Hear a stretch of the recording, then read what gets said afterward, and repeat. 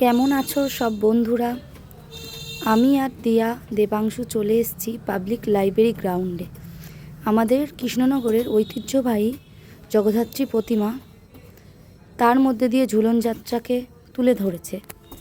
দিয়া আর দেবাংশু ড্রয়িং এবং নৃত্য পরিবেশনায় নাম দিয়েছে।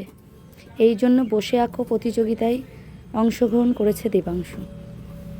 মধ্যেখানে আমি আর দিয়া বসে বসে টাইম পাস করছি, কিছু ফটো তুলে। শুরু হয়ে গেল নৃত্য। এক এক ধাপে ধাপে নৃত্য পরিবেশনা করছে। প্রথমে সৃজন, সৃষ্টি, তারপরে সুকৃতি, এমন ভাগে ভাগে এক একটা নাম আছে, সেই অনুযায়ী নৃত্য পরিবেশনা করছে। এই নৃত্যটা তো আমার দারুণ লেগেছে।